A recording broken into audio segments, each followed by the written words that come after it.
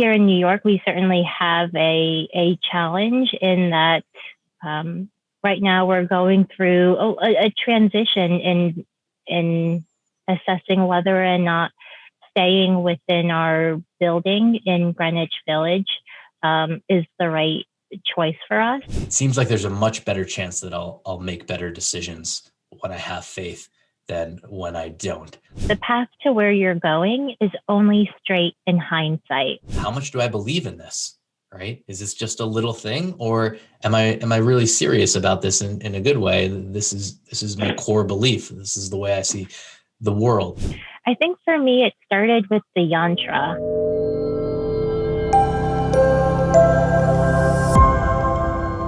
All right. Hello and welcome to the Integral Yoga Podcast. Today, I am joined by Hamsa Cho. A little bit about Hamsa.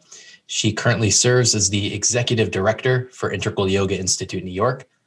She has 20 years of business and consulting experience. Bringing yoga to all adds excitement to her life. So Hamsa, thanks so much for taking the time to be here today. Yeah, thank you, Avi, for having me. I appreciate the invitation, and I always love any opportunity to talk about yoga. So I appreciate this. Absolutely. So I'll start with kind of like a bigger yoga life question that I like to ask, and it's just, what matters to you?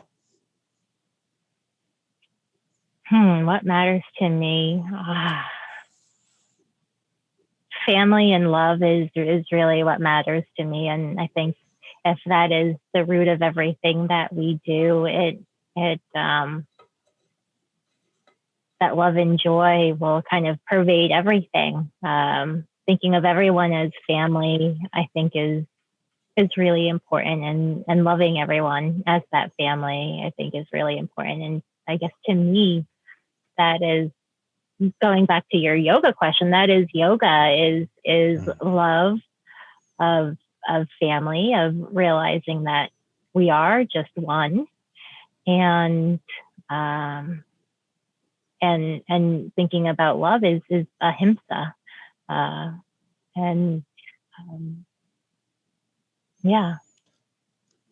I think, nonviolence, ahimsa. Yeah. So did that idea of us kind of all being one and connected with each other, did that come easily to you? Or was there any resistance towards kind of stepping into that awareness? Wow, what a great question. Oh, wow.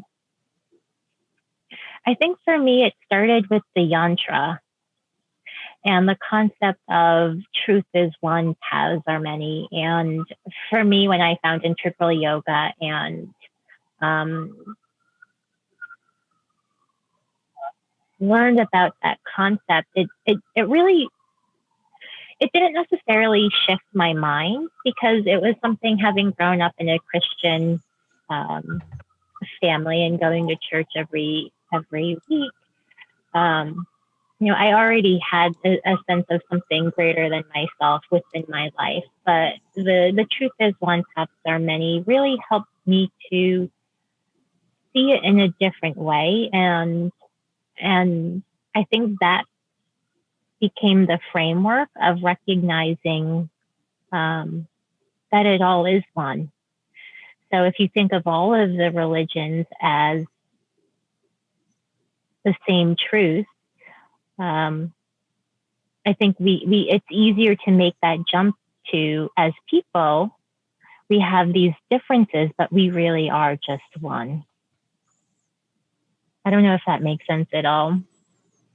I think it does. It might be a little similar to me. So it's almost like I hear you saying that seeing the yantra with all the religions kind of united together in their core truth, that was maybe easier to digest, or something that maybe you already intuitively felt a little bit, or when you saw that, you're like, okay, yes, that makes sense. And then from that, kind of a larger understanding of our unity expanded from there.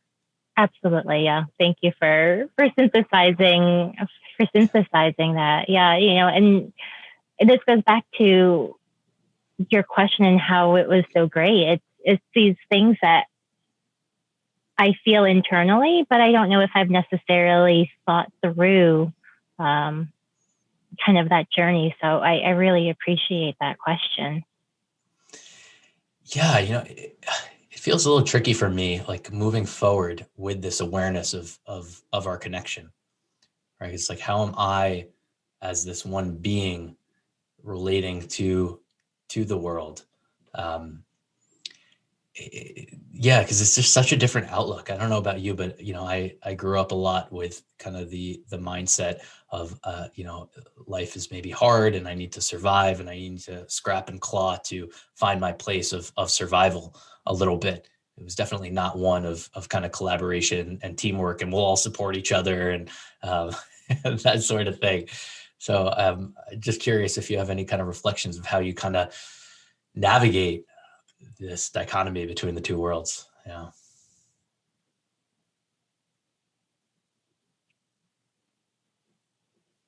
I think that's the practice. I think that's the practice is we naturally see ourselves as separate, and our minds get caught up in that. And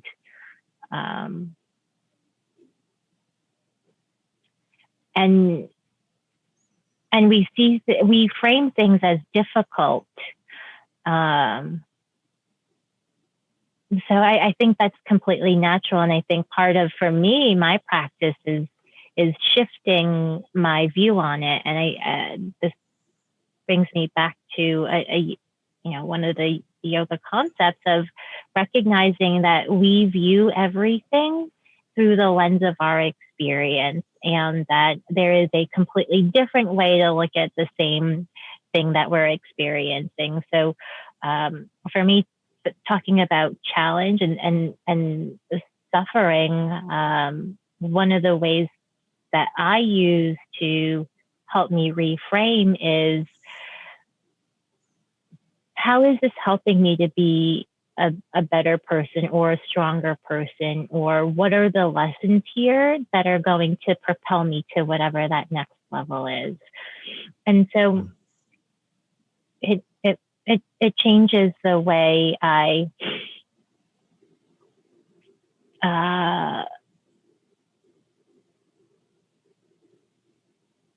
it changes the way I experience it.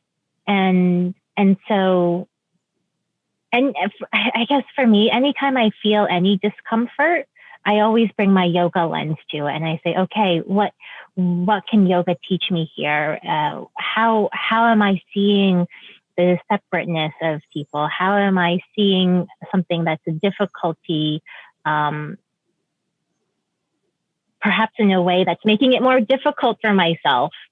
And I think being open to that change is the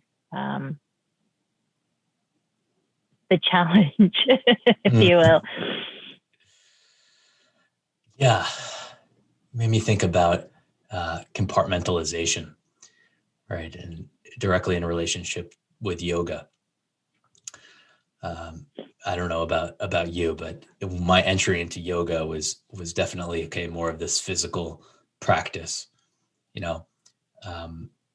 and now I've come to see that yoga, or define yoga, is how I do everything, or it's just a way of living, right? So it's really, really expanded a lot, because I saw at some point that I could just compartmentalize my yoga practice and spirituality, and it could just be like this little section that lived inside of me in my life, and there was still all this other stuff that was maybe more real, right? That was only something I was doing like some of the time, right?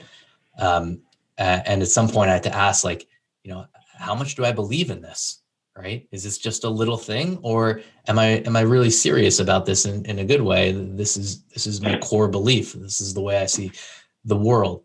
Has anything like that kind of similar happened to you, where your definition of what yoga is maybe has changed over the course of time? Absolutely. Yeah. And I'd say right now, just as you're describing it, yoga is the core tenet of my life and how I try to view everything. And, sometimes I succeed at it and sometimes I fail at it. And that's just also part of the journey, and kind of forgiving myself for my missteps as well as you go along. I started out in a similar way in that yoga was the physical and it was the asana practice. And, for me, how I transitioned into something more is when I realized that sense of peace, that shavasana, that clarity that I had after a yoga nidra or a deep relaxation or just the end of a class was something that I wanted to hold on to and have in every moment of my life. And I think for many, it's that experience that ignites the desire, it ignites the interest, it ignites the curiosity. And then I think we come to a fork in our path of, do we want to continue that curiosity, or are we okay experiencing it on a discrete level, on an acute level when we take a yoga class? So I think for many, the physical practice is going to be 100% complete for them. And then there's going to be a set of people where the physical practice is an aspect, but they're looking at a different practice that completes them. I think one of the challenges as I'm talking to you is I don't want to disparage anyone that has an asana practice, and yoga for them is asana, right? That too is complete. Yeah. I love that. But going back to what you said about kind of like glimpsing a new way of being, maybe just like a new feeling, that's really powerful. Like, I think that happens for us in life. Like we'll feel something different. Maybe it's better. It's a more relaxed feeling than I've ever had before. And then what do I do with that? And what I'm hearing you say is like, you made the choice, and I don't know if it was once or you had to kind of experience it many times to like say like, okay, like I want to hold on to this feeling, or I want it to pervade more aspects of my life. I think it's also kind of common to, in a way, turn our backs on those higher levels of experience, because that change is scary, right? Like to change the way that I'm being. I don't know if I want to do that. I'm comfortable the way that I've been for a very long time. I'm going to continue doing that. That was nice, but that's in the past.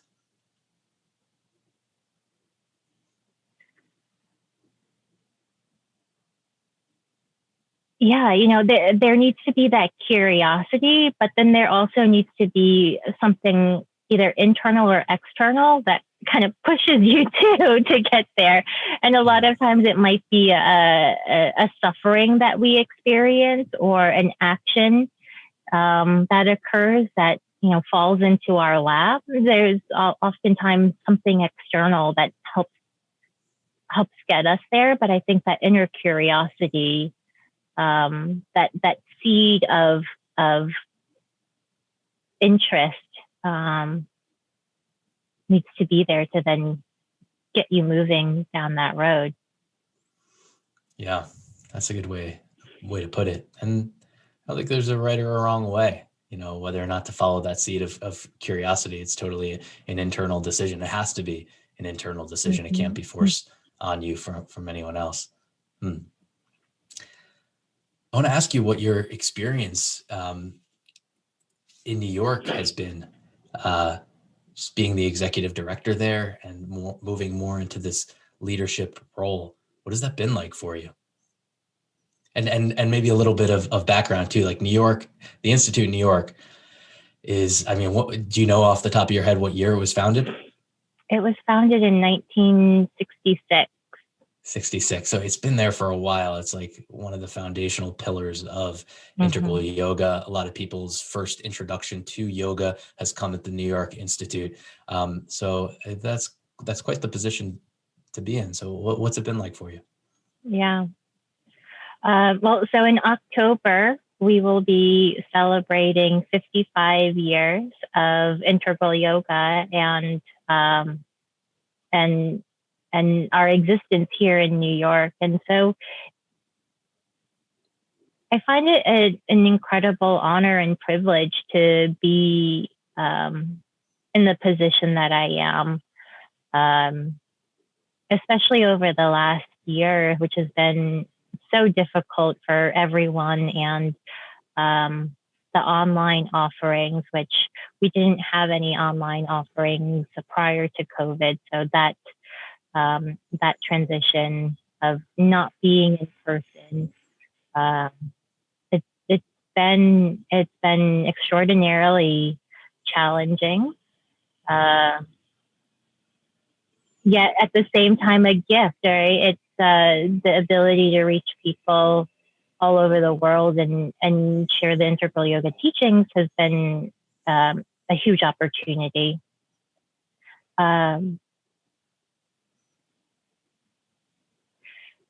I'd say what's really incredible about this role is seeing the strength of our community, the strength of our staff here, and our resiliency getting through all of this together. I think that's been the most incredible part for me. And,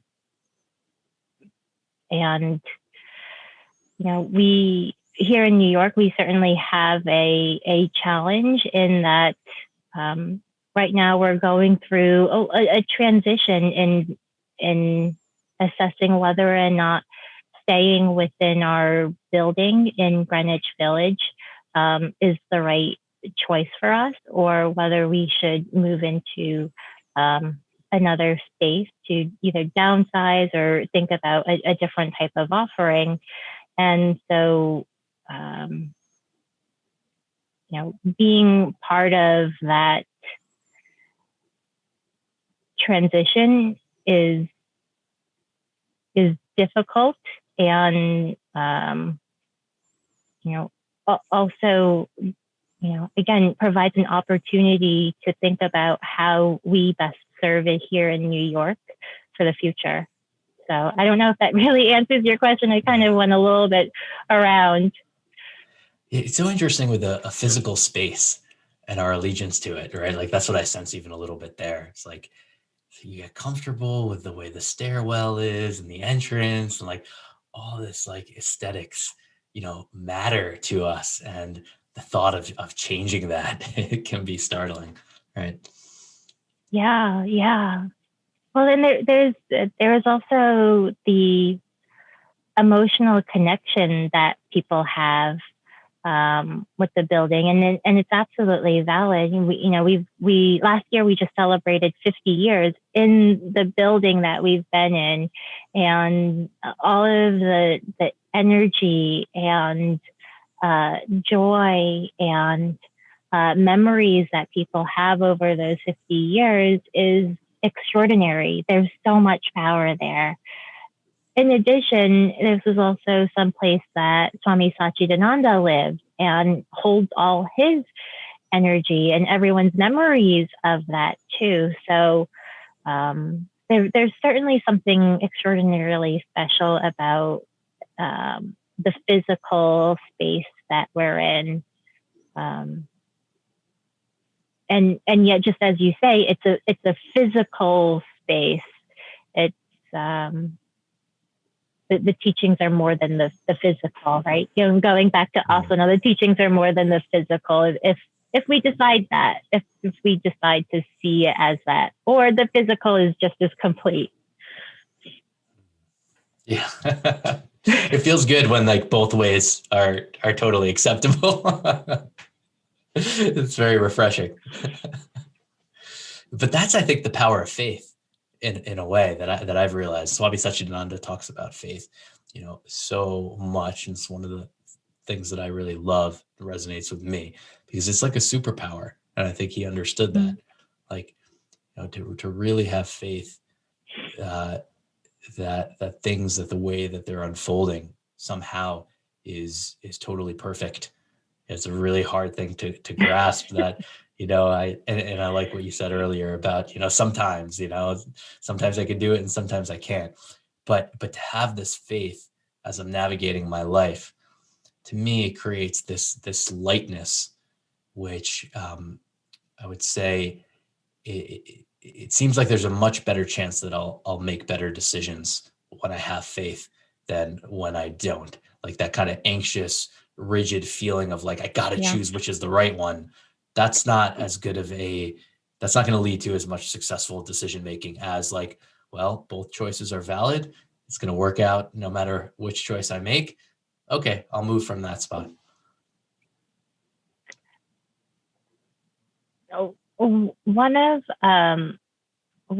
my kind of life sayings, I think I had this before finding integral yoga. So it's the path to where you're going is only straight in hindsight. And so for me, that gives me the forgiveness of making a seemingly or a seeming mistake. And I see it executed in my life all the time, where, while you're in the moment, you kind of beat yourself up and, you beat yourself up before making the decision, then you make the decision, and then you beat yourself up after the decision. And then, a few years down the road, you look back and you're like, oh, that needed to happen to get to where I was. And so that for me has given me a lot of ease in decision making. That being said, decisions are absolutely important, and sufficient time and analysis and assessment is needed.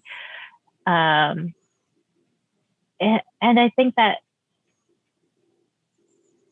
think in general, there's probably a decision that is more favorable than another.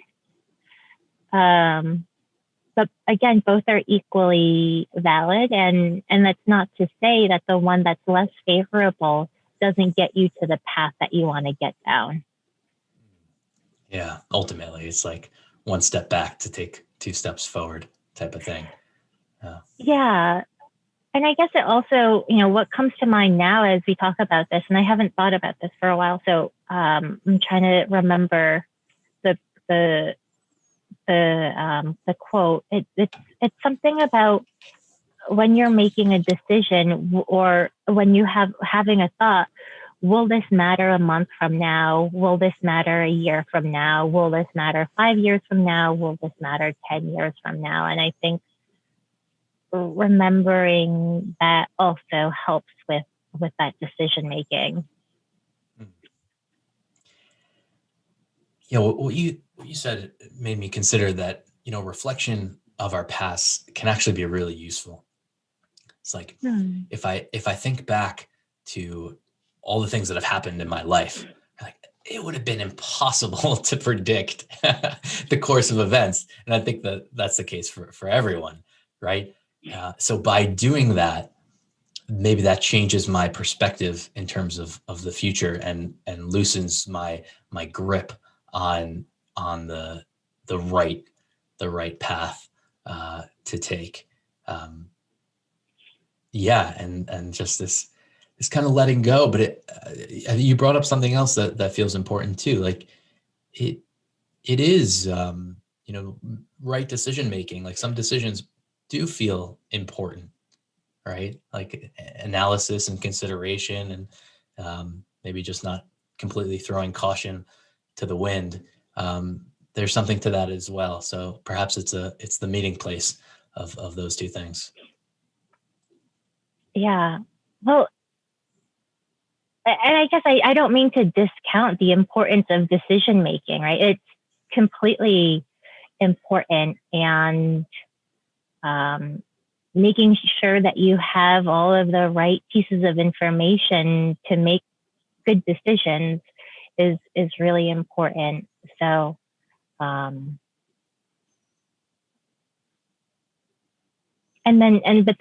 then you're on that path, and then let's just continue on that path, right? I think second guessing can be really harmful, because you didn't know what you didn't know then. And I think, we're all imperfect. We're all imperfectly perfect. So we're just on in this game, or in this play, and all going through it as easefully and peacefully as possible. Makes me think of another question I had for you. Actually, it's are you having fun?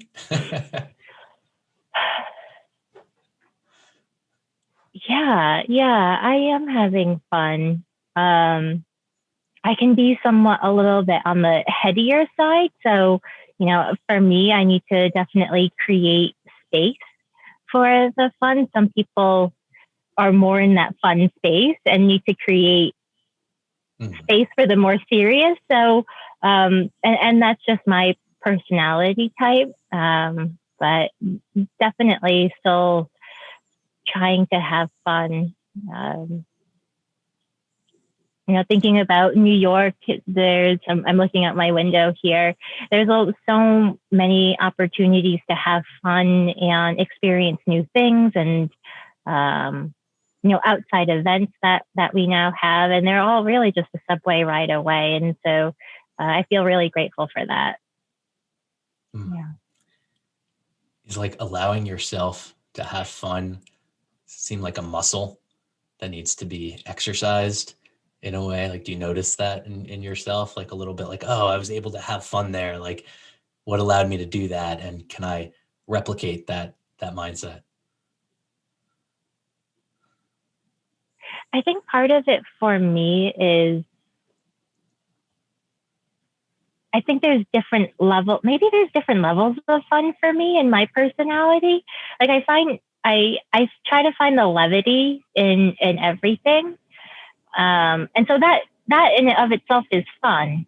And then there's these like external events that are also fun. So those would be like going to a museum, or going and listening to live music, going to the park, having a picnic, or just going to the park and people watching. Those are also fun. So I guess from that perspective, I think,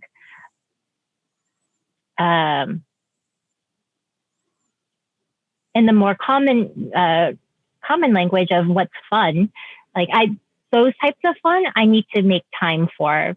But I still have fun throughout my day, because I really do try to bring some type of levity into the work. And again, sometimes I'm good at it and sometimes I'm not good at it. And this is where, for me, the yoga practice helps me to not beat myself up over it, and to continue to try to work to improve myself. It's like what I've heard from you a few times is like yoga perhaps has allowed you, as you put it, to like not beat yourself up about it, or accept your humanity, in a way, which feels like pretty essential, like right, to not be holding on so tightly to like how good am I, right? Like getting beyond that question in a way. Like, am I hearing you correctly? Yeah, and I think part of it is just my my my background, and I think everyone's going to have a different root place. But for me, there was absolutely a ton of self-criticism in my personal life growing up. And so I think that's how yoga works for me, is having that ahimsa towards myself, of not beating myself up.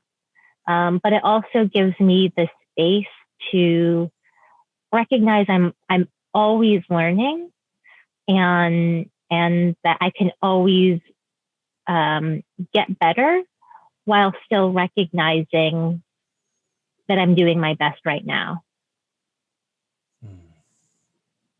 I think, and I guess one of the things that I feel challenged with sometimes is, and I think it's part of the teaching of, you are just you as you are perfect.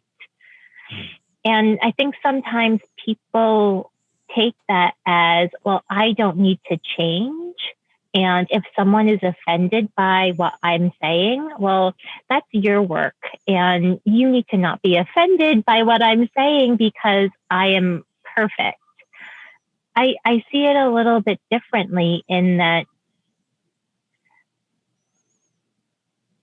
I am perfect in this moment. However, there continues to be opportunity for growth, development, self-reflection, and greater awareness of the great, whatever the greater is, right? For some, it's that self-realization, or more money, or, more something. But, seeing that I'm on this path for more.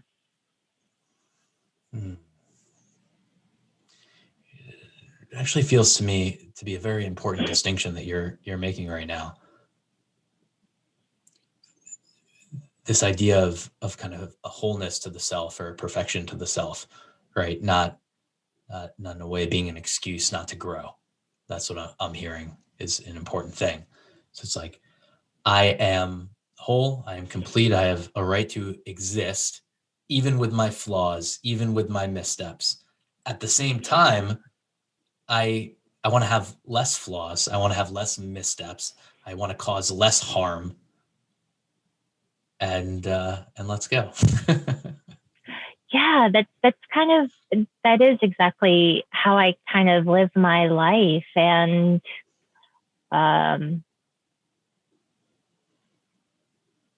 getting there was really difficult for me. And that goes back to the self-criticism, and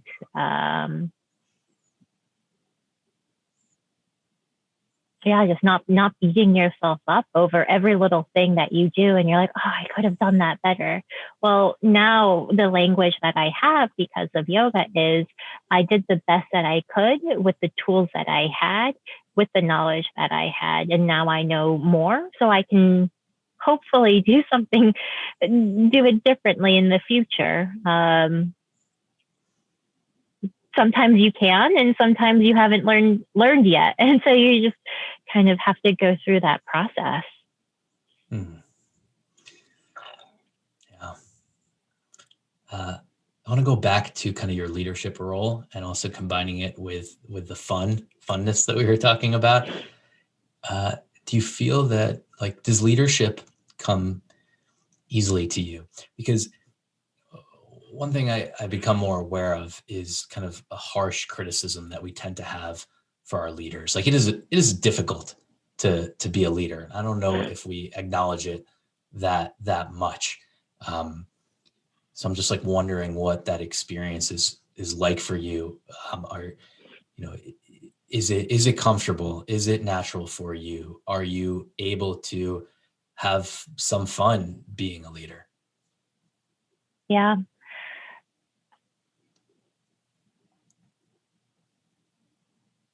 I think part of being a leader is being able to see a larger picture, and to get everyone moving towards that larger picture.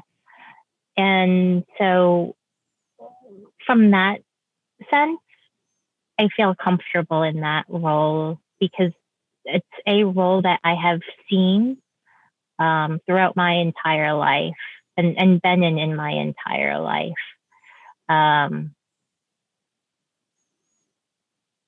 At the same time, not every personality is made that same way. So, I think, am I having fun doing it? Yes, and it's certainly a challenge too. And going back to, we're in this unique position here in New York. There's a lot of change, and with change comes a lot of anxiety. It comes a lot of fear. Comes a lot of these really challenging emotions. And I was just having a conversation just prior to getting on this call, and this topic actually came up a little bit in a different way. Instead of using the term fun, the term that was used was joy. And so, yeah, I think that is something that we need, and I can work on, is bringing more of that joy. And I think it is a little bit of a challenge, though, in that we're in this position of change, to bring joy to change. It's certainly a challenge.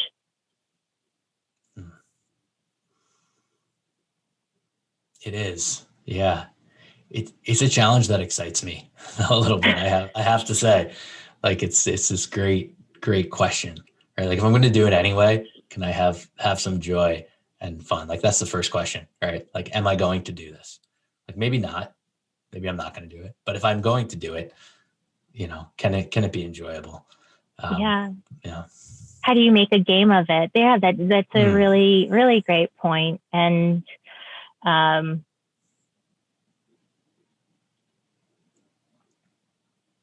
I think that's the trick. How do you is to get yourself in that type of position and mindset, and to make it something fun. So yeah, I really appreciate you sharing that. Perhaps it's needed for others to see that I too experience challenge, and I'm not some jerk. I don't know. It's more. This goes back to the sense of the path to where you're going is only straight in hindsight, right? So I can only do the best that I can right now with my flaws, and so I observe them. I don't know if it's necessarily a flaw, but just observe the use of the term challenge. How many times I probably said it 5 or 6, 7, 8 times, and to observe that, to note it, and I don't know what to do with it yet, but it's there in my consciousness. Well, noticing is the first step, I think. Yeah, and it's here to serve in some way. I don't know how yet, but yeah, I don't know. It just makes me go through life so much more usefully. What does? Just the recognition of an experience occurring, and that it's there for us for some reason. Yeah. Well, I also love what you just shared, kind of about expressing your humanity. I don't know if that's something that you've kind of consciously gotten better at or not, but it's more and more of my interest, because I'm seeing the power in being vulnerable. I really think it is a service to other people and to ourselves by being truthful about our own challenges and weaknesses, and that we're just trying to simply do our best. But it's such a new way to go about life. Like, I don't know about you, but like, the majority of my life is spent, trying to be strong and to not show weakness and all of that. So it's like, it's just totally turning everything upside down. I was just talking about this with someone, how I feel like whether it's the newer generation, I think a lot of change occurs because the younger generation is pushing us towards something. There's just kind of the cycle, and what I observe is that there is a change towards being more vulnerable. I think a lot of that work is promoted by Brené Brown, and leading bravely, and all of those concepts. Um, and it's recognizing that we're fallible, um, and not beating ourselves up over it, and creating an action plan to get better. But I think what I observe is that this is in direct conflict with prior generations, that you can't show weakness, and you have to show how strong you are, and you must get your way. And there's a firmness and rigidity there that I see, especially the younger generation, not having so much of. And then you have the conflict that simply exists there of, well, they never know what they want. And yeah, because it's fluid. So I wonder if we are going through kind of a major shift in behavior. What is seen as right behavior and wrong behavior. And I say, yeah, right behavior and wrong behavior, and the conflict, anxiety, and discomfort that results because of that change.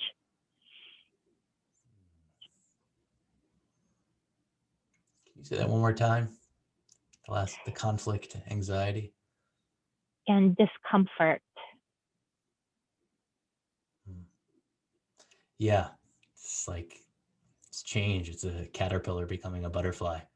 Um, yeah, I like where you took it in terms of the generations and the changes that are happening. I think you're right. Like I was listening to this other podcast earlier, and one of the things they were talking about was humanity moving from defining our lives around survival to meaning.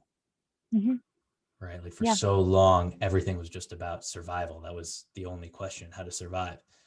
But now that survival isn't really a question for many of us, what replaces survival? And and then I think the answer is meaning, right? Yeah. Um, and which is a much trickier thing to figure out, like how to bring meaning into our lives. But maybe this is where yoga comes in. Yeah, yeah. You bring up a topic that I've been thinking about for probably 6 months, which is, are you familiar with Maslow's hierarchy of needs? Sure. Yeah. Exactly. Yeah, this is exactly that, right? I think the older generation, it certainly, they're coming right out of or they're children of the Depression era, and so it's more about getting your basic needs attended to, and the adults that exist right now have not grown up in that same environment. I see the adults now in general, right? Like, and certainly this is coming from a privileged perspective, right? There, we have to recognize that too, that we come from an area of privilege where, um, you know, our parents likely didn't have either that same struggle, or as we were growing up, we didn't necessarily have that same struggle as the older generation. So, um, you know, things like eating out, being able to buy things, those are, and really they are luxuries, but we take them as always there. And so it allows us to move on into that next level of Maslow's hierarchy for moving towards self-actualization. Or, it's there's physical needs, right? And then there's psychological needs. So now we're moving into that space of really getting our psychological needs met. Yeah. Couldn't agree more with what you're saying. I think also what I consider is going on is like this ping-ponging effect. That's kind of a part of human nature, or all of nature, perhaps. So it's like on one side is like the survival, like I just need food and shelter, and that's how I've been existing for a long time. And because that's such like a deep-rooted desire, as it becomes available and I can be successful in those things, not only am I going to just be successful of those things, I'm going to go all the way to the other end and make that everything. So I'm ping-ponging from survival to like complete investment in the material world, where my life becomes about like how comfortable my shelter can be, and how much great food I can eat, and how many toys I can have, right? And that's what I feel like where the realm that I've existed in for most of my life, maybe that realm of like so much emphasis in the material world and comforts.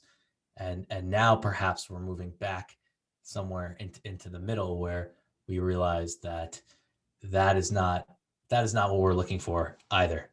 Yeah. I think you're exactly right. And, living in area, economically affluent areas, that's exactly what you see, is this focus on the material. And yet it's very much this society where, even though you have all of this material, you have all of these people that are on Xanax and on anti-anxiety medication, and all of these kind of other psychological needs that aren't being met. And so yeah, I think you end up seeing, you only need a certain amount of physical security, and then everything else really doesn't get you anymore. We think that it does. We strive for it. We muscle ourselves into it, and then we get there and realize that's actually not what we were looking for. It's not giving us the fulfillment, and then we seek something else. Then that's the meaning. That's the service. I feel like that's the next stage of karma yoga, essentially. Like, am I using my life as a force for good and to alleviate suffering if I can? And how does that feel? How does that feel to me? And I think we see that in a lot of the ways the younger generation utilizes their time and money. Right? We see many businesses that are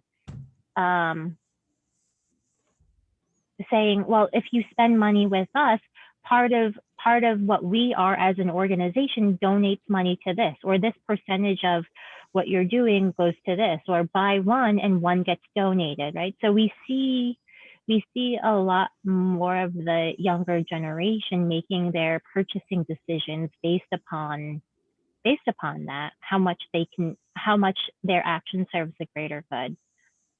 Well, Hamsa, I really appreciate this time. Thanks so much for being here. It was definitely a lot of fun to connect with you, and thanks so much for the service that you're doing. Yeah, I think it's very meaningful work.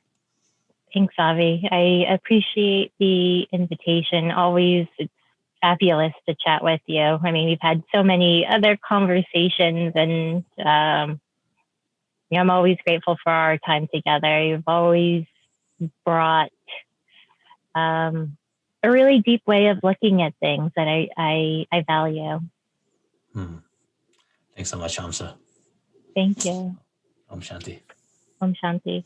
Thanks for listening. If you've enjoyed this content and think others might as well, please feel free to share and subscribe.